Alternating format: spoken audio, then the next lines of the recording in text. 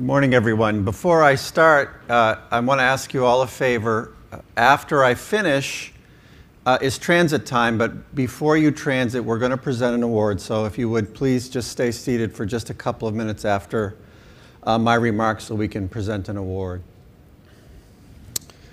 So making health addictive, I'm really excited to talk to you about that. It's a concept that I've been thinking about a lot recently, and I think there's something there. I know it sounds a little bit maybe oxymoron or harsh.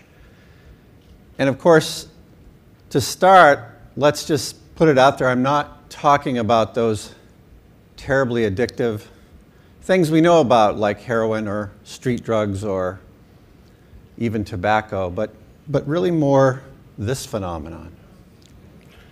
Right? We checked, this is a type of addiction. And I'm going to ask all of you, I know when I was coming up I saw a few eyes on smartphones, but do an experiment, put them down for the rest of our 20 minutes. And if just that idea gives you a little bead of sweat on your forehead or maybe a tremor, then this is a talk designed for you. So listen up, because I think you'll find it interesting. But the fact of the matter is people with smartphones check them all the time. They check them all the time. By some estimates, 150 times a day. And yet, there's this phenomenon that I want to talk to you a little bit about, which is quite striking. And this comes from work we did at our center with patients with high blood pressure. We run a program called Blood Pressure Connect. And the way that works is you're with your doctor in the doctor's office, and she says, I think you're a good candidate for this program. So the doctor more or less prescribes it. Someone in the office gives you the technology, explains how to use it. And it's a blood pressure cuff and one of these two devices, and you take it home. Now the device on the left, when we used that device, the person had to push a button to get their blood pressure uploaded. The device on the right, you don't. So the only difference between these two settings is pushing one button. And the people who had to push the button didn't engage as often, didn't upload as often, and didn't have as good outcomes. So on the one hand, you're checking your phone 150 times a day, but if we ask you to push one button to improve your health, you're not engaged. And I really thought that's powerful, and so I started thinking about that, and that's really the story that I want to share with you. So mobile health is very hot, and it's hot for good reason. I think it's the first time in history we've had this idea of an always-on, always-connected device in the palm of our hand that has so much power, right? We know this, and that's what makes everyone excited about mobile health. The fact that you can message someone in the moment. Now, I would say in mainstream healthcare, we haven't taken full advantage of this yet, but we will. And at the center, we've done some really interesting work on this and shown how powerful it can be if you know context about an individual and about their illness or their health goals, how you can message them at the right time and help them towards an improved health state. So in the moment, messaging is a really powerful tool. And of course, we use these things now to capture your health data, and that's happening really fast. It's not just the Bluetooth radios and new apps like we've heard about from Qualcomm and others. But the camera, you can capture all kinds of things about your health, whether it be a skin lesion or the result of a test you do in your home. All of that information coming in, the GPS tracker, all that information from your phone coming in to the health system to help you improve your health. So that's exciting too. And of course, we can use it to display information. But I think of all these things that we've talked about now for 2 or 3 years and people are really excited about, and there's a lot of commerce and interest, by far and away, this is the hidden value. It just stumbled upon it, and I really, really believe it, that 150 times a day interaction is our opportunity. So addiction is about an actual biochemical phenomenon in the brain. There's a behavior that starts it that's pleasurable, and then there's a release of a chemical, and those two things start to connect in your mind. So eventually, even just thinking about that behavior releases a little bit of that chemical, and that's called craving, right? You get this, gotta have it, gotta have it. And sure enough, that goes on with people checking their phones. This is a little short clip we're going to show in a moment from a video that you can watch more fully, because I recommend that you do. It's thought-provoking. It's called I Forgot My iPhone. So if you go to YouTube and search that, you'll find this video. I just, with the help of my friends at the center, picked out a short clip that we're going to show now to illustrate a little bit of this addictive phone behavior. Can we play the clip, please?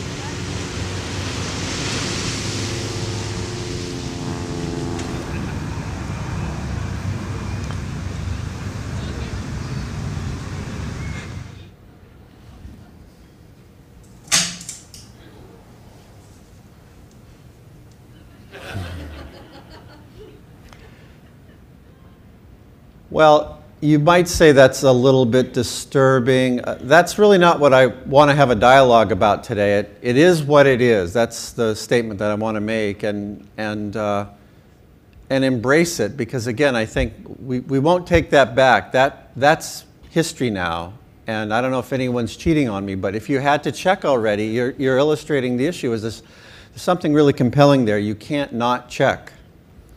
Well, what's that all about? Well, it's about communication first and foremost. That's what made the mobile phone revolution before we had smartphones.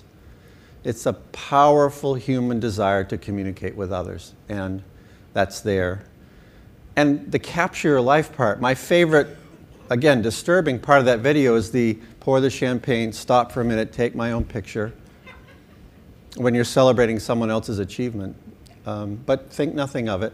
But capturing your life and sharing it, and this, you see, is very addictive. People are doing this all the time. Instagram became a whatever $1.5 billion company in 18 months because of this phenomenon. So capture and share, very, very powerful. Access to content and services, maps, weather, you name it. It's out there, you get it. And I bet every single one of you who has a smartphone has one or two favorite apps that you feel like, I don't know how I lived without these before I had this phone, right? That's the nature of how powerful these devices are. And because of that, because you get this bite-sized bit of pleasure or information when you check the thing, you're constantly checking it. You're standing in front of the elevator, pull out your phone. Standing at the bus stop, pull out your phone. And then all of a sudden, in a meeting and someone says something that's slightly boring, up comes the phone. And that's the thing. So it's definitely real, and it has this notion of dopamine release, which I referred to a minute ago. That's the neurochemical foundation of addiction. It is real. That is to say, when people open their mobile phones, there's a little dopamine release. It's a real phenomenon. So they're addictive. As I said, it is what it is. I'm not here to say whether that's good or bad, but really to talk about how can we turn that to our advantage as people who want to improve health and to improve engagement. And that's the part that I'm still working on, and the part that I'd love your feedback on later, because I think it's formative. But my notion is that every time you open that device, could we unobtrusively slip in a little health message? Something that just is there long enough to register something for you about improving your health. Again, it would be for you only. So let's think through that. I've organized my thinking into 3 strategies and 3 tactics to try to get that done, and I want to share those with you now. So the first of the 3 is make it about life. You know, as healthcare professionals, I'm sort of sad to say this, but we tend to lecture people about things like, well, you're too heavy, you got to lose weight, or if you don't lose weight, you're going to get diabetes. If you don't get your blood pressure under control, you're going to have a stroke. And that messaging just doesn't resonate. I don't know if it ever did. It doesn't now for sure. It might resonate when you're in the hospital with chest pain and someone's telling you to do stuff because you're about to have a heart attack. But as we talked about earlier in the day, if we're going to this type of healthcare delivery that's more preventative, that messaging just doesn't fly. But if we make it about finding an attractive mate, or looking better, or looking younger, or perhaps attending your child's wedding, whatever it is for you that's aspirational, that has to do with improved wellness, let's make our messaging about that. Now, make it personal is really important. And we've had good luck experimenting with this at the center. We have a program where we've taken personal information from patients with diabetes, as well as their walking behavior and some other variables, and generated text messages twice a day that allow them to get personalized messages around improving their health. And that seems to be working very, very well. And there are other examples as well where you can learn about someone just enough to start to personalize your messaging to them. And let's face it, the advertising industry has figured this out. So perhaps this isn't new, but it's new to healthcare. We need to make it personal. Social is really important. We talk about social incentives, games, and a variety of motivational tools. And as we look at it, it really appears like social is the most important of them. Just as we want to communicate, we want to be affiliated with others. It's a deep human need. And so we have to make sure we include social in all of these in some way. And of course, now the opportunity is at hand to do that relatively easily. The three tactics, well, the first is about subliminal messaging. And of course, I'm not talking about those kinds of commercials that were popular 20 years or so ago that would flash messaging that you didn't even know was there, kind of underhanded sort of thing. What I really mean is this notion of finding where you are and messaging you there in a way that's non-judgmental. This is an image from the American Legacy Foundation, and if you don't know their work, it's really worth looking at. It's called the Truth Campaign. Those of you who have teenagers may be aware of this work, but it's targeted at teenagers, and it's about getting teenagers into the conceptual area that smoking is not good for you without, again, lecturing to them about not smoking. So employ subliminal messaging as they did with the American Legacy Foundation. Use unpredictable rewards. This is something that our old friend B.F. Skinner taught us, right? He had the food pellet and the bell, and he measured salivation. And of course, it was fairly easy, just as I talked about with addiction earlier, it's fairly easy to, when you ring the bell, to get the rat to salivate because the food was coming. But what he learned was that actually, if he varied the food presentation, the rats salivated even more. So unpredictable rewards are very powerful. There's an app that many of you probably use called Uber to flag a ride. And those of you who've used it know that every now and then they throw in a little surprise, a little something like a coupon or an opportunity to buy flowers or something. And what that does is people end up opening their Uber app even when they don't need a ride because they're looking for maybe there's that little surprise there for them that day. Again, really powerful psychology that I think we can use with our health messaging. Finally, the sentinel effect. Now this is powerful, and we've seen it over and over and over again in our work because we work with patients, and patients tell us they respond to connected health programs because someone in the doctor's office, either the doctor or the nurse, is watching over their data and they don't want to disappoint their healthcare provider. So this is a little bit like the social network can do this for you as well. Fact of the matter is we want to look good in front of others, and we can use that psychology to design these programs and messages to feed you. So that's, again, my first pass at a framework for making health addictive. And I don't think it's so crazy. This is a picture of Facebook Home. Some of you know about this. It's an Android-only app. Facebook designed so that if you want, you can download this, and it sort of takes over the home screen of your phone. So whenever you log on, you see your Facebook information first, and then whatever it is you went to your phone for. Some people like this. But picture doing this with either your provider or your health plan. And maybe if you agree to download the software and have it on your mobile screen, you get a reduction in your premium, perhaps. Your cost of care is lowered. And with more and more care being under health savings accounts and more consumerism on the exchange, I think this is a really interesting possibility. And as I said earlier, the possibility that whenever you open your phone, we can be just slipping in little health messages that are unobtrusive, don't get in your way, but help you move to a healthier state.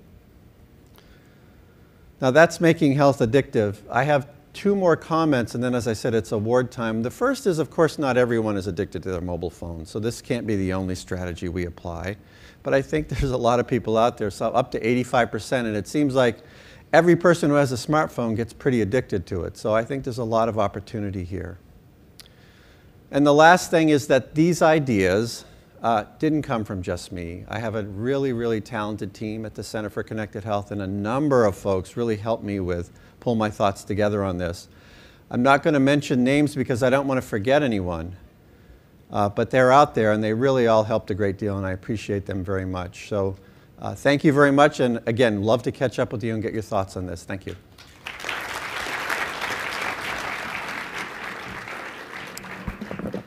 Can I ask Margaret Laws to come up, please? We're, as many of you know, if you were here yesterday, we gave 2 awards. We give awards as a matter of course every year to people that have really changed the industry that we're really proud to be associated with. And I think everyone knows the California Healthcare Foundation and the wonderful work that they do, but Margaret has made such an enormous impact in the way she thinks about moving the concepts of connected health forward that we felt it was really important to give her an award, not only through her grant making, but through her recent diving into the early stage investment community and investing in companies, many of them represented here in our exhibit hall today.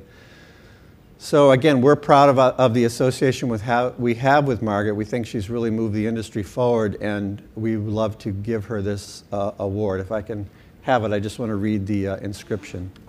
This is to Margaret Laws in recognition of your steadfast commitment to achieving efficient, affordable health care available to all and inspiring and educating others.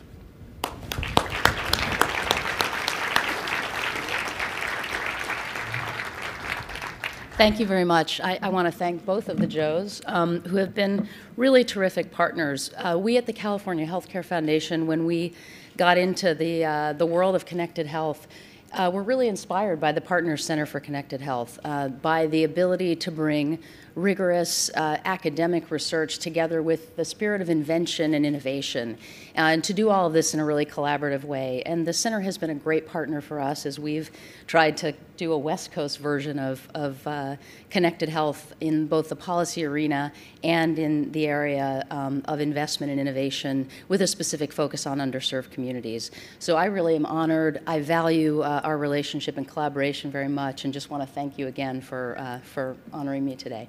Thanks.